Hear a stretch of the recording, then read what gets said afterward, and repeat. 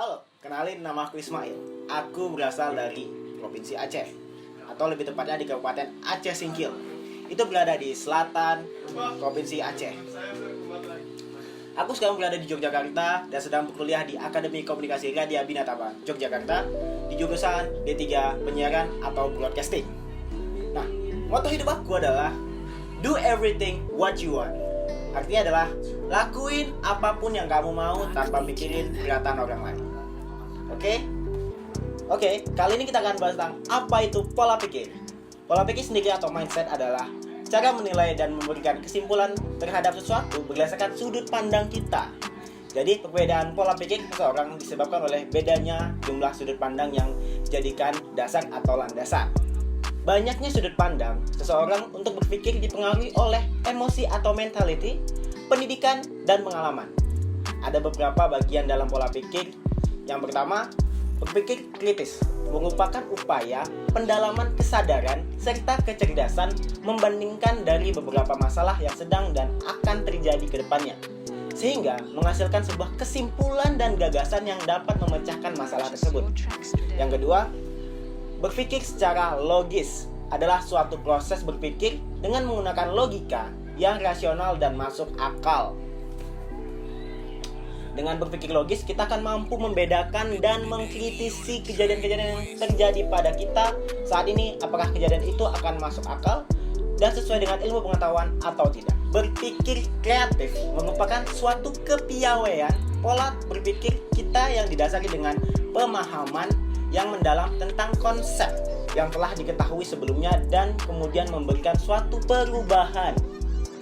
Dan bagi saya sendiri, cara mengubah pola pikir atau mindset saya ke depannya yaitu dengan memperbanyak referensi atau relasi, bergaul dengan orang baru hingga kita mendapatkan ilmu-ilmu baru hingga kita bisa menjadi pemikir yang berkembang.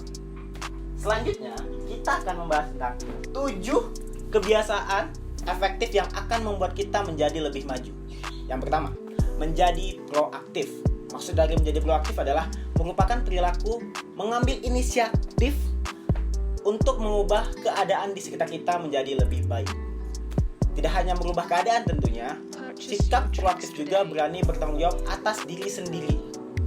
Merujuk pada tujuan akhir, atau mulailah dengan mengingat-ingat tujuan akhir dari rencana kita. Jadi plan kita ini kita mau kemana? Kita harus tahu kita akan kemana, bagaimana ke depannya gitu. Selanjutnya, prioritaskan yang utama. So, dalam hidup ini ada yang namanya paling penting, dan tidak penting. Jadi kita harus menentukan yang paling penting itu yang mana, yang penting itu yang mana, dan yang tidak penting itu yang mana. Selanjutnya, berpikir kemenangan bersama. Berpikir kemenangan bersama bukanlah ilmu yang dapat dikuasai dalam waktu singkat. Karena berpikir kemenangan bersama didasarkan pada karakter seseorang dalam berinteraksi dan berkolaborasi tentunya. Memahami sebelum dipahami. Banyak orang belajar untuk berkomunikasi, berbicara di depan umum. Tetapi kebanyakan orang kesulitan untuk mendapat pendengar dan memahami orang lain. Memahami orang lain bisa juga dilakukan dalam sebuah tim. Misalkan pendapat kita berbeda dengan pendapat orang lain, kita harus memahami serta menghargai pendapat yang lain yang dia sampaikan juga. Orang tersebut juga akan memahami apa yang kita sampaikan tentunya jika seperti itu. Intinya ada timbal balik. Kamu memahami, dia bakal memahami kamu. Di sanalah nanti bertemunya penyelesaian masalah antara dua pendapat yang berbeda. Karena jika kita tidak bisa memahami diri orang lain, maka orang lain juga tidak akan pernah memahami diri kita tentunya. Wujudkan sinergi.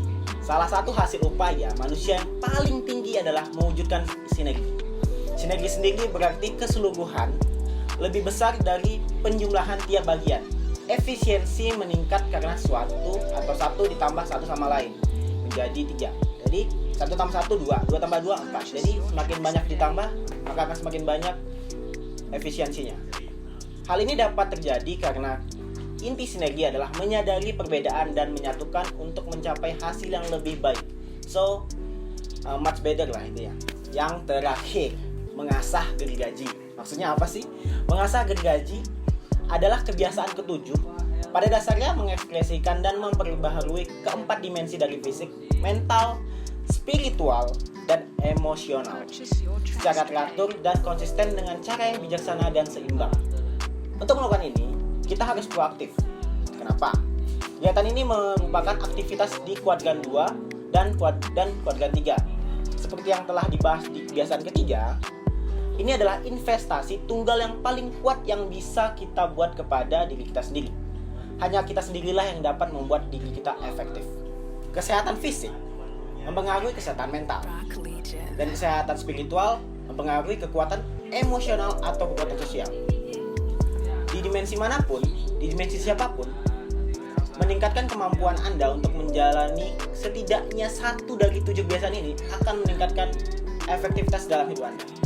Walaupun kebiasaan tersebut berurutan, perbaikan pada suatu kebiasaan secara sinergi akan meningkatkan kemampuan Anda untuk menjalankan sisanya. Oke, hal terakhir yang akan kita bahas adalah tentang karakter. Bagaimana karakter itu mempengaruhi masa depan Anda. Sebelum kita bahas ke situ, kita akan bahas dulu apa sih itu karakter. Karakter adalah suatu yang terdapat pada individu yang menjadi ciri khas kepribadian individu yang berbeda dengan orang lain berupa sikap, pikiran, dan tindakan. Jika setiap individu sangat berbeda, hal tersebut berguna untuk hidup dan bekerja sama, baik dalam lingkup keluarga, masyarakat, bangsa, dan negara tentunya. Seseorang yang mempunyai karakter yang baik memiliki pengetahuan moral, perasaan moral, dan tindakan moral yang bekerjasama secara sinergis.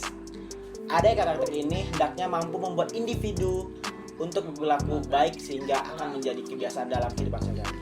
Ya, intinya menjadi lebih baik lah. Oke? So guys, itu tadi dia hal-hal yang bisa saya sampaikan sebenarnya ya. Mau kalau ada kurang ya mohon maaf lah ya. Semoga apa yang saya sampaikan bermanfaat buat kalian semua. Terima kasih telah menonton. Don't forget to like, comment, and subscribe this video. Okay, see you next time.